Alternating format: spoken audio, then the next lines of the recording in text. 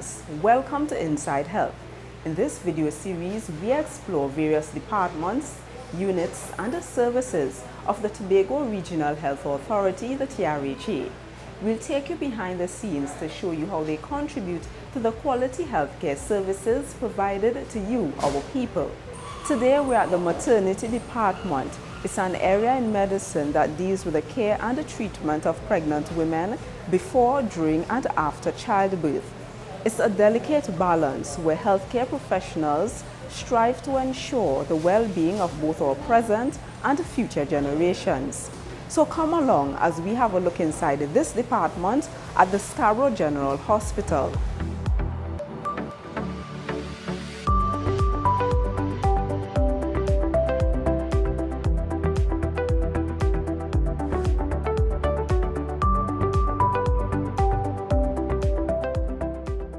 The maternity department is a place where women come to have their babies, they come to deliver. So they come in labor, and they're monitored in labor, they deliver, and after they have their babies, we look after them.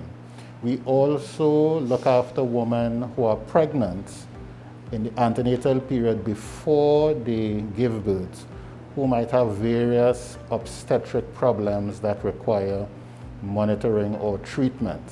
So these would be things like high blood pressure in pregnancy, diabetes in pregnancy, there's problems with the baby's growth.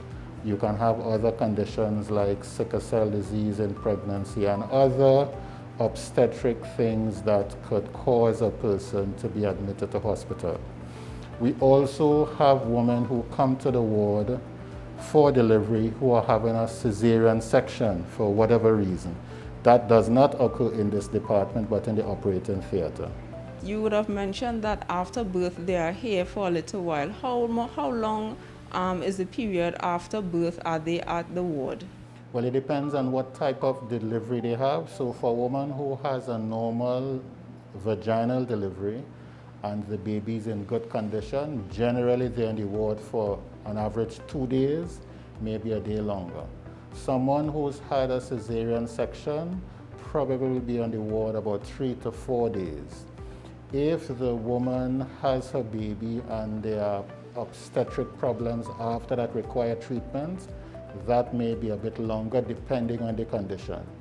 Or if the baby is born and the baby has to have treatment by the pediatricians or in the neonatal intensive care. So for example, one common condition is jaundice. Then the mother and the baby will stay for some period of time beyond the 48 hours, which is average. The last time we had a maternal death on the hospital was in January 2016. We've not had any deaths on the unit for the past 3 years. Part of the reason why this is the case is we had from 2015, the Ministry of Health introduced a Directorate of Women's Health, whereby that director oversees obstetric care in Trinidad and Tobago. And as a result of that, various protocols were introduced, regular meetings were held. We started looking at women who had problems in pregnancy, who did not die, and there was a much greater scrutiny. There were regular reviews, training sessions took place. We found that obstetric hemorrhage was one of the factors that contributed to maternal death in the past, so several training sessions were had with the doctors. We had skills and drill sessions, regular updates. So as a result, the maternal deaths in the institutions, not just in Tobago, but generally in Trinidad and Tobago, have significantly reduced. So our focus now is on reducing what we call maternal morbidity. So we try to reduce the consequences of obstetric hemorrhage.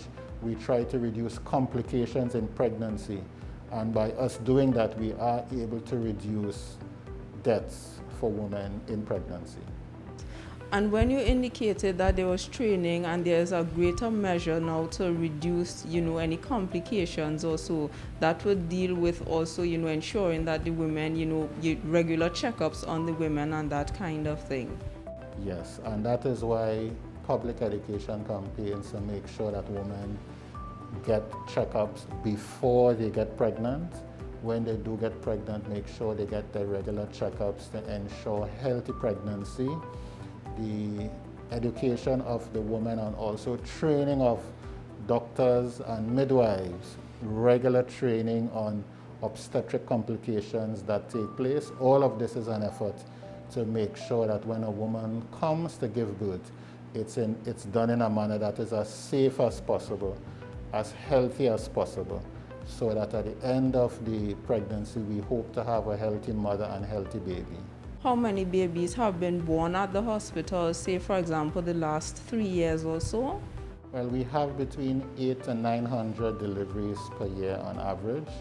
1 year in 2014, we had reached 1,000 deliveries, but it's generally 800 to 900 babies per year.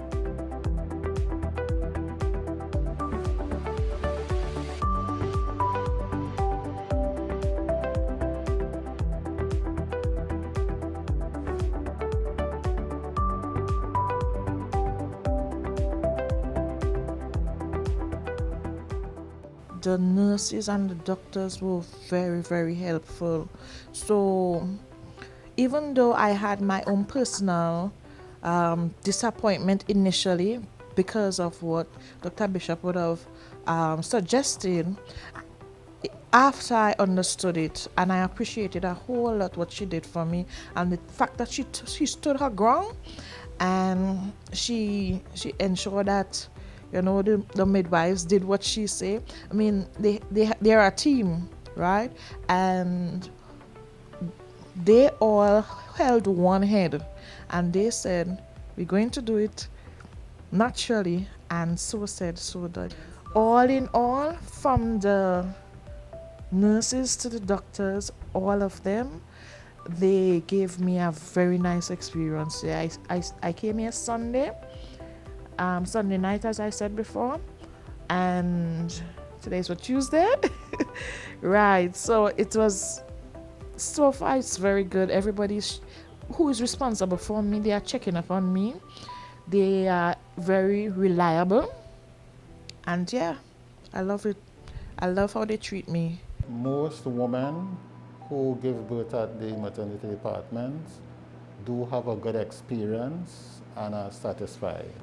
It is a minority that complications may arise, and that may, of course, if a complication arises and a woman has a cesarean section, that in itself may have problems, then they would not be happy. But easily over 90% of the women who give birth in this maternity unit do have a very good and satisfactory experience.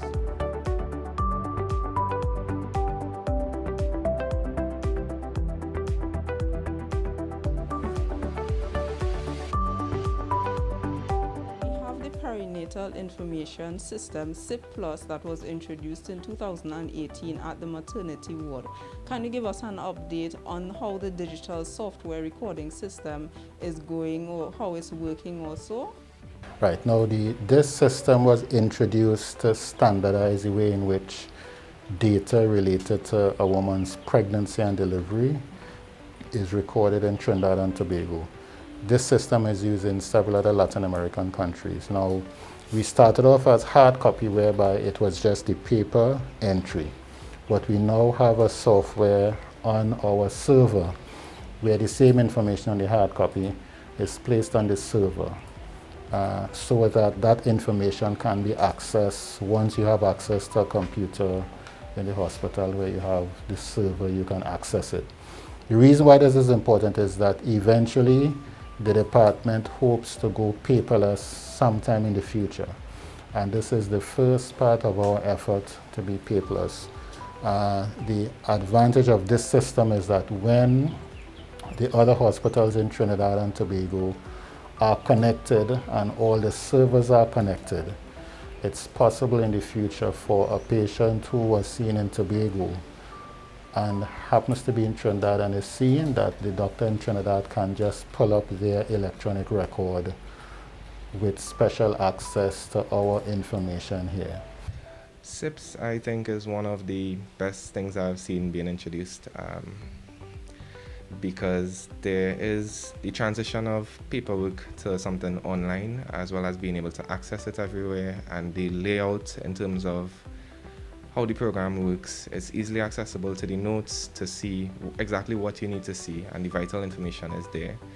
Not only that we use it here, but in other Latin American countries use it. So I think it's very beneficial, especially for statistics as well. So we can pool all the data to see, okay, where things may be going wrong and address them.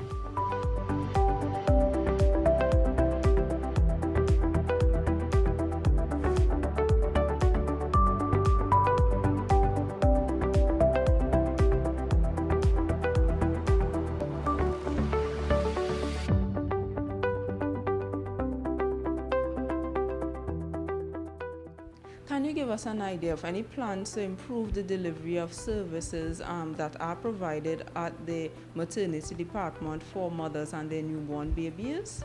Well, one significant advance which we hope to introduce, which we have in the past but it's not been sustained, is epidural analgesia when a woman gives birth. So essentially, our options for pain relief during labor are limited.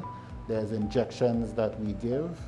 An epidural is an injection that a woman has in her back where a local anesthetic is introduced.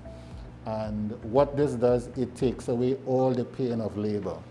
We have successfully given epidural anesthesia in the past, but it's not something that we've been able to sustain and offer women who need it, and that is one project that we are hoping to get underway, if not before the end of this year, certainly into the new year, to make the birth experience as pain-free and as comfortable for those women who may choose to have an epidural analgesia. But it's not available routinely now, but we are hoping come 2021 is something that we're looking forward to have. From your own experiences, your opinion, why is this department important in delivery of good quality and sound health care to the people of Tobago? Well, the maternity department, I may dare say, is one of the most, if not the most important department in the health sector, because it is a department that manages and determines how well a woman's pregnancy goes, and also the delivery itself. Our success in a woman having a successful delivery and a healthy baby will determine what that child, boy or girl, can achieve later on in life. And also, if we are able to control problems that the woman may have during pregnancy, we would reduce the likelihood of complications in the baby itself. The babies that are born are our future on the island. So our successful management of the pregnancy and the childbirth and the aftercare is critical to our future society and our future existence in Tobago.